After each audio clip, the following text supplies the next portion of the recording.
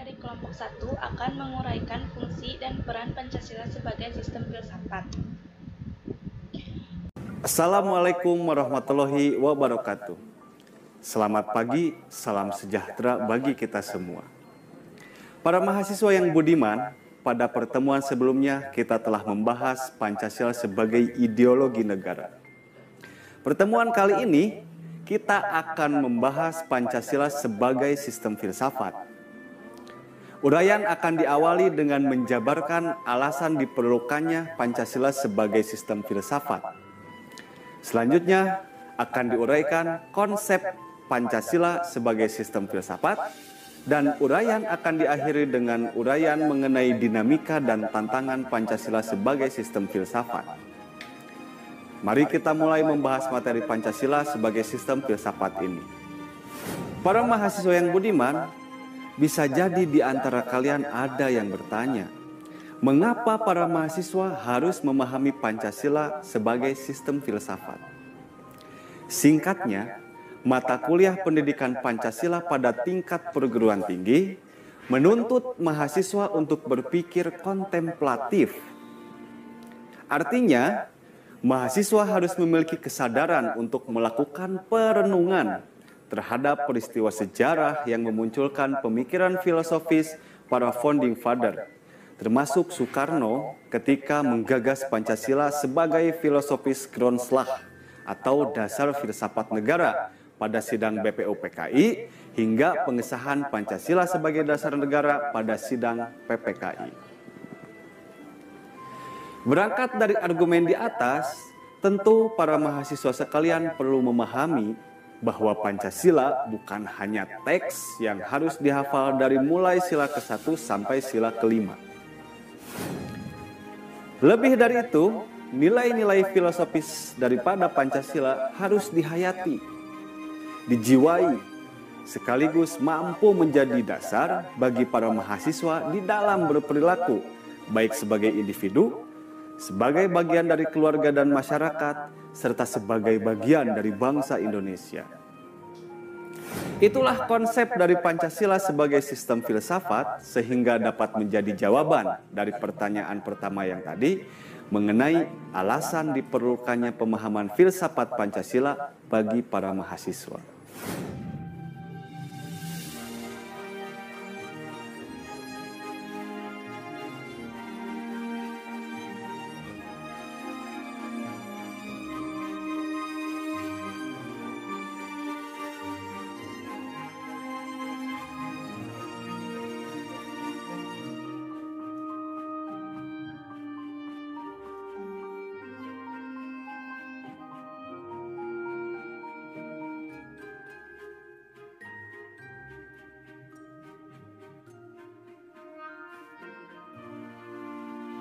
Para mahasiswa yang budiman, Voltaire pernah mengatakan, manusia mengorbankan separuh hidupnya untuk mencari uang.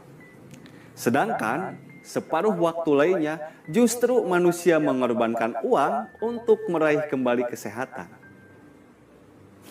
Artinya, banyak hal yang sia-sia dilakukan oleh manusia saat ini hanya karena manusia tidak memiliki nilai-nilai filosofis yang mendasari cara berpikir dan tindakannya. Dari ungkapan Voltaire tadi sangat jelas bahwa Pancasila sebagai sistem filsafat sangat penting untuk dipahami oleh para mahasiswa sebagai warga negara muda, agar mampu terbiasa menjadi manusia yang berjiwa luas, berpikir komprehensif, serta bertindak dengan berdasar kepada nilai-nilai filosofis Pancasila, sehingga mampu menjadi generasi yang diharapkan di masa yang akan datang.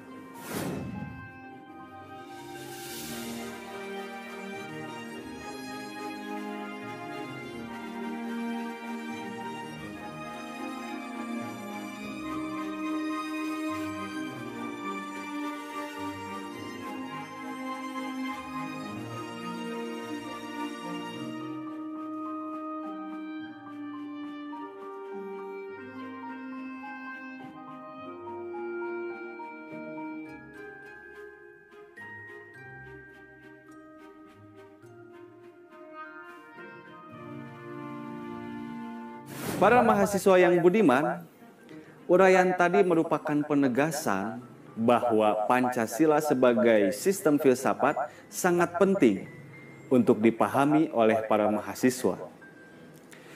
Terdapat dua istilah yang menunjukkan pentingnya kedudukan Pancasila sebagai sistem filsafat, yaitu yang pertama filosofis Grundslag dan yang kedua Weltanschauung.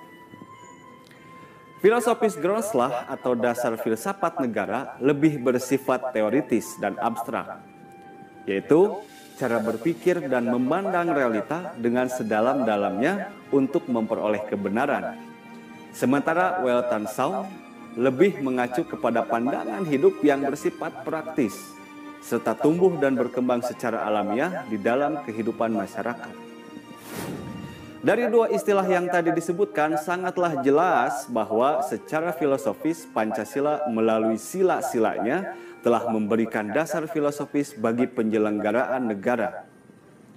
Selain itu, Pancasila juga telah menjadi pandangan hidup bangsa Indonesia karena perumusan Pancasila pada sidang BPUPKI bersumber pada nilai-nilai luhur yang dijunjung oleh para nenek moyang kita terdahulu. Para mahasiswa yang budiman, oleh karena Pancasila merupakan sistem filsafat bagi penyelenggaraan negara dan pandangan hidup bagi bangsa Indonesia, maka sebagai warga negara muda, para mahasiswa harus memahami dinamika dan tantangan Pancasila hingga saat ini. Dinamika Pancasila sebagai sistem filsafat mengalami fluktuasi dari masa ke masa dan dapat kita jumpai pada era kepemimpinan Soekarno dan Soeharto. Pada era kepemimpinan Soekarno, Pancasila sebagai sistem filsafat menekankan bahwa Pancasila merupakan filsafat asli Indonesia yang diangkat dari akulturasi budaya bangsa Indonesia. Sementara pada era Soeharto, kedudukan Pancasila sebagai sistem filsafat berkembang ke arah yang lebih praktis melalui adanya penataran P4.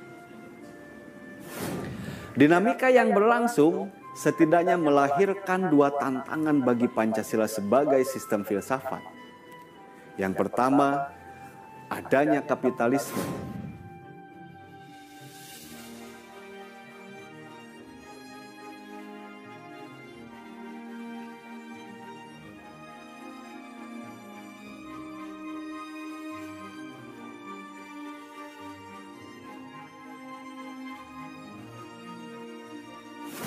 Para mahasiswa yang budiman, salah satu bentuk tantangan kapitalisme terhadap Pancasila sebagai sistem filsafat ialah lahirnya kebebasan individual secara berlebihan, sehingga dapat menimbulkan berbagai dampak negatif seperti monopoli, gaya hidup konsumerisme, dan lain-lain.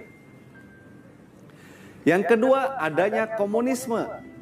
Senyatanya komunisme merupakan musuh terbesar terhadap keteguhan Pancasila sebagai sistem filsafat bagi bangsa Indonesia saat ini.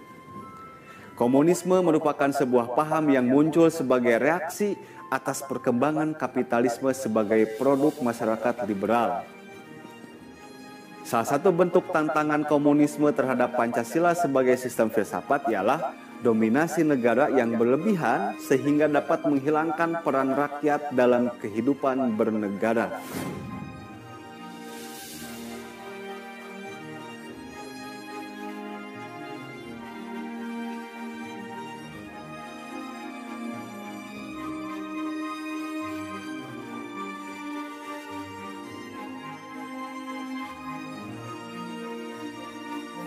Para mahasiswa yang budiman, dari semua uraian di atas, maka kita dapat memahami bahwa Pancasila sebagai sistem filsafat dapat menjadi way of life, sekaligus way of thinking bangsa Indonesia untuk menjaga keseimbangan dan konsistensi antara tindakan dan pemikiran. Sebab bahaya yang ditimbulkan kehidupan modern dewasa ini adalah adanya ketidakseimbangan antara cara bertindak dan cara berpikir, sehingga menimbulkan kerusakan lingkungan dan mental dari suatu bangsa. Belajar tanpa berpikir itu tidaklah berguna, tapi berpikir tanpa belajar itu sangat berbahaya. menurut Insinyur Soekarno. Kami dari kelompok 1 akan menguraikan fungsi dan peran Pancasila sebagai sistem filsafat. Perkenalkan, nama saya Hijrianti Faujiah dengan NIM 20 50 60 107. Saya di sini akan membahas konsep Pancasila sebagai sistem filsafat. Sebelum ke pengertian Pancasila menurut informal, formal, dan anak-anaknya, ada juga istilah-istilah filsafat. Yaitu yang pertama, istilah filsafat dalam bahasa Indonesia mempunyai paduan falsafah dalam kata Arab, sedangkan menurut kata Inggris filosofi. Kata lain filosofia, kata Belanda filosofi, kata Jerman philosophier, kata Prancis filosofi. Yang kesemuanya itu diterjemahkan dalam kata Indonesia filsafat. Filsafat, filosofia ini adalah kata benda yang merupakan hasil dari kegiatan filosofi. Filosofien sebagai kata kerjanya. Adapun menurut Harun Nasution, istilah falsafah berasal dari bahasa Yunani kuno, dan kata ini mengandung arti cinta dan sophos dalam arti hikmah atau wisdom. Nasution 1973. Dan sekarang saya akan membahas pengertian filsafat menurut informal. Filsafat adalah sekumpulan sikap dan kepercayaan terhadap kehidupan dan alam yang biasanya diterima secara tidak kritis. Yang kedua, ada menurut formal, adalah suatu proses kritik atau pemikiran terhadap kepercayaan dan sikap yang sangat dijunjung tinggi. Maksudnya, di dalam kepercayaan itu, misalnya saya dipercayai dan ada salah satu orang yang mengkritik saya, atau salah satu orang yang tidak setuju terhadap terhadap kepercayaan saya gitu. Terus yang ketiga, menurut komprehensif, filsafat adalah usaha untuk gambaran keseluruhan. Jadi di dalam filsafat itu ada gambaran untuk keseluruhan. Maksudnya misalnya gambaran Pancasila. Gambaran Pancasila itu harus jelas dan keseluruhannya. Yang keempat, menurut analisis linguistik, filsafat adalah analisa logis dari bahasa serta penjelasan tentang arti kata dan konsep. Jadi dalam arti kata yang dibuat oleh seseorang harus ada kata yang logis atau kata yang sopan. Terus dan sebelum menggambarkan keseluruhan itu harus ada konsepnya dulu. Menurut aktual fundamental, filsafat adalah sekumpulan problematik yang langsung mendapat perhatian manusia dan dicarikan jawabannya oleh ahli-ahli filsafat. Misalnya, kita mempunyai masalah problematika yang langsung mendapat perhatian. Kita langsung diperhatikan oleh orang-orang dan kita mencari jalan keluarnya agar keluar dari masalah problematik tersebut. Dan yang selanjutnya ada beberapa alasan Pancasila dikatakan sebagai sistem filsafat. Ada dalam sidang PPU PKI 1 Juni 1945, Soekarno memberi judul pidatonya dengan nama filosofis Grand Slam daripada Indonesia Merdeka. Nah, saya akan menceritakan sedikit sekeingat saya. Indonesia sampai merdeka saat ini itu butuh perjuangan, seperti Indonesia pernah dijajah oleh Belanda, oleh Jepang, terus Indonesia juga waktu dulu katanya jadi masyarakat Belanda atau Jepang datang ke Indonesia untuk ngebom atom Indonesia. Terus Jepang tuh sudah ada perjanjian dengan Indonesia.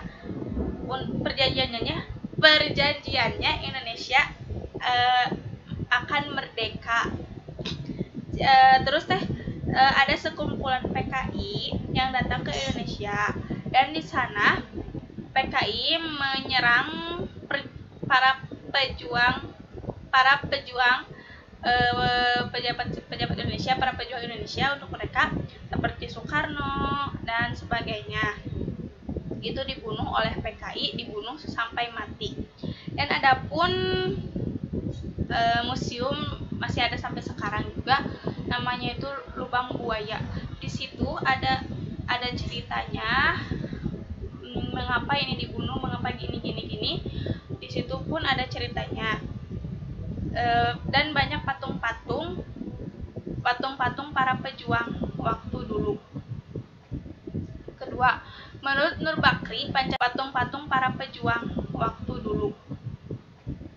Kedua, menurut Nur Bakri, Pancasila adalah hasil permenungan mendalam para tokoh kenegaraan Indonesia melalui suatu diskusi dan dialog panjang dalam sidang BPUPKI hingga pengesahan PPKI. BPUPKI bubar lalu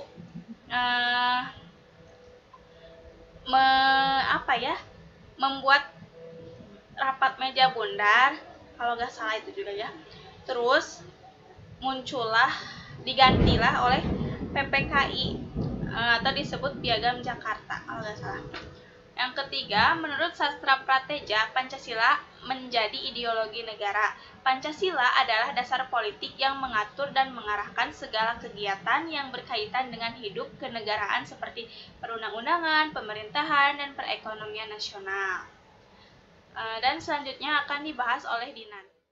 Assalamualaikum warahmatullahi wabarakatuh. Perkenalkan, nama saya Dina Nadia Latifah dengan NIM 205060 092. Saya akan menjelaskan sumber Pancasila sebagai sistem filsafat dan lambang Garuda Pancasila. B. Sumber Pancasila sebagai sistem filsafat. Sumber politis Pancasila sebagai sistem filsafat berlaku juga atas kesepakatan penggunaan simbol dalam kehidupan bernegara. Garuda Pancasila merupakan salah satu simbol dalam kehidupan bernegara. Dalam pasal 35 Undang-Undang Dasar 1945 berbunyi sebagai berikut. Bendera negara Indonesia ialah sang merah putih. Pasal 36 bahasa negara ialah bahasa Indonesia. Pasal 36A lambang negara ialah Garuda Pancasila dengan semboyan Bhinneka Tunggal Ika. Pasal 36B lagu kebangsaan Indonesia ialah Indonesia Raya. Bendera merah putih bahasa Indonesia, Garuda Pancasila, dan lagu Indonesia Raya merupakan simbol dalam kehidupan berbangsa dan bernegara di Indonesia. Next. Berikut lambang Garuda Pancasila. 1.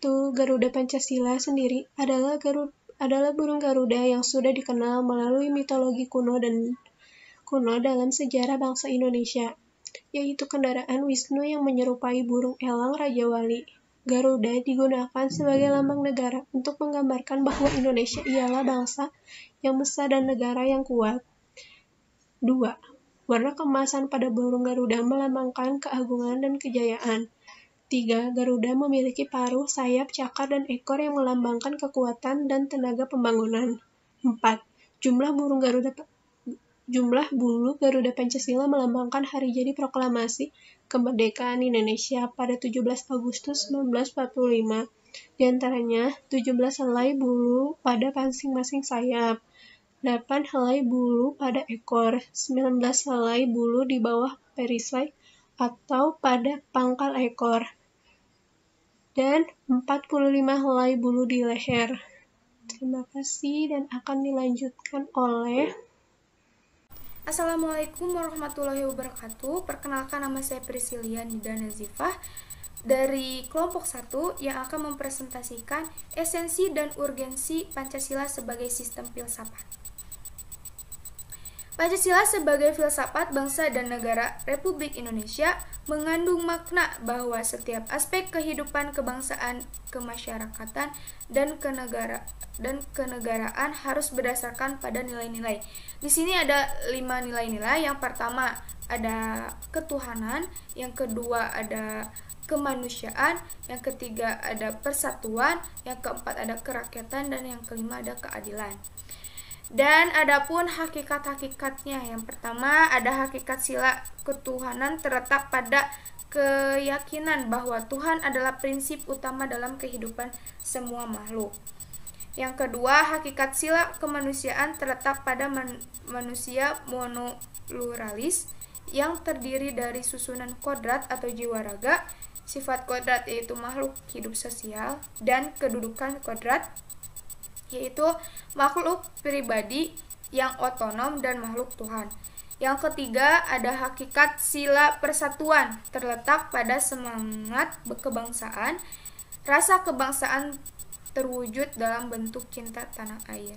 Yang keempat, hakikat sila kerakyatan terletak pada prinsip musyawarah, artinya keputusan yang diambil oleh didasarkan atas semangat musyawarah untuk mufakat. Terus yang terakhir, hakikat sila keadilan terwujud dalam 3 aspek. Yang pertama, keadilan distributif, ilegal, dan komunitatif. Terus yang kedua, ada urgensi bagi pengembangan Pancasila sebagai sistem filsafat. Yang pertama, memulihkan harga diri bangsa Indonesia sebagai bangsa yang merdeka dalam politik, yuridis, dan juga merdeka dalam mengemukakan ide-ide atau gagasan-gagasan pemikiran untuk kemajuan bangsa.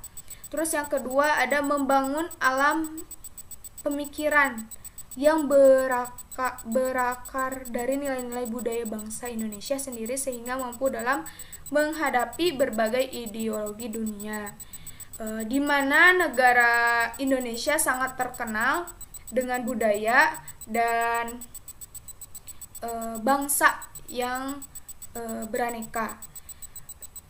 Terus yang ketiga, menjadi dasar pijakan untuk menghadapi tantangan globalisasi yang dapat melunturkan semangat kebangsaan dan melemahkan sendi-sendi perekonomian yang berorientasi pada kesejahteraan rakyat banyak.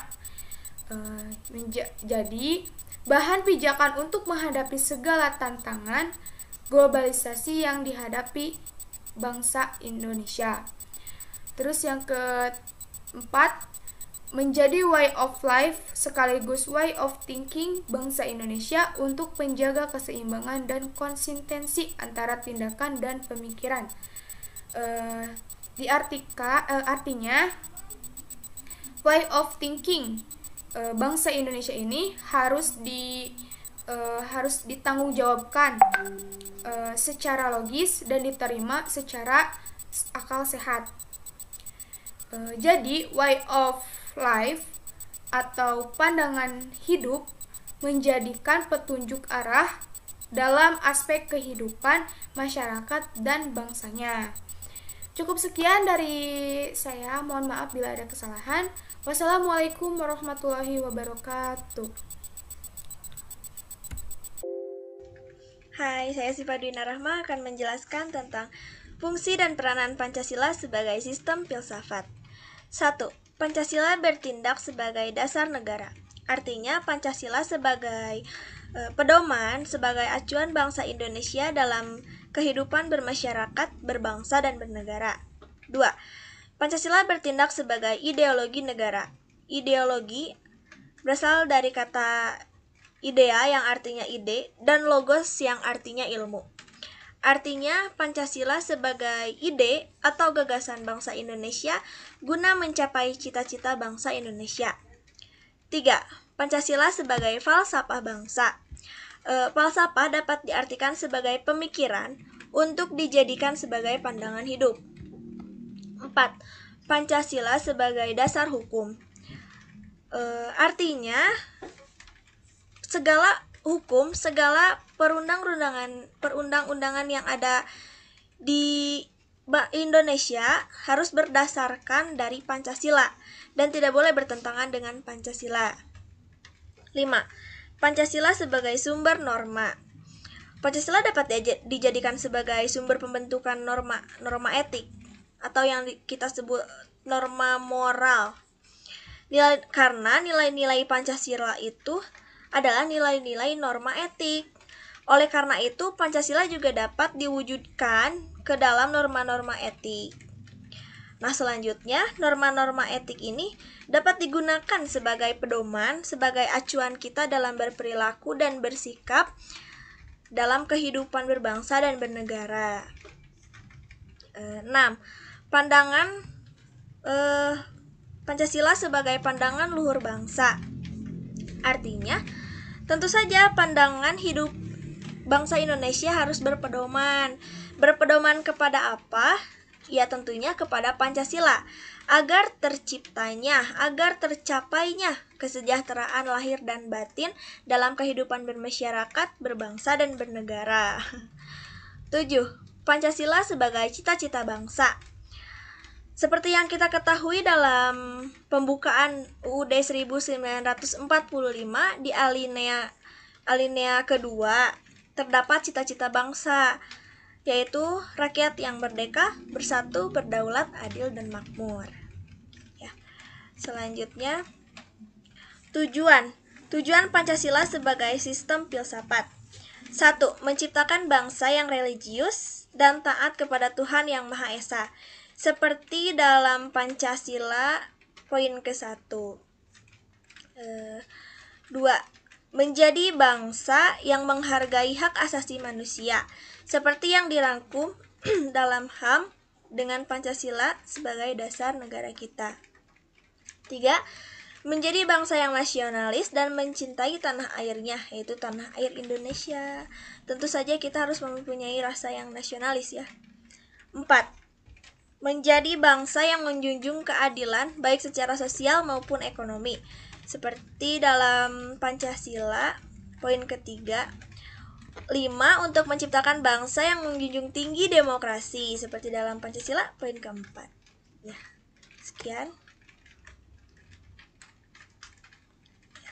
Sekian dari kelompok kami.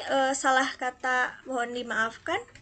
Bila ada pertanyaan, jika waktunya memadai, kita akan membuka sesi tanya jawab setelah ini. Tetap memakai masker, tetap sehat, jaga kesehatan. Wabillahi taufiq wal hidayah. Wassalamualaikum warahmatullahi wabarakatuh.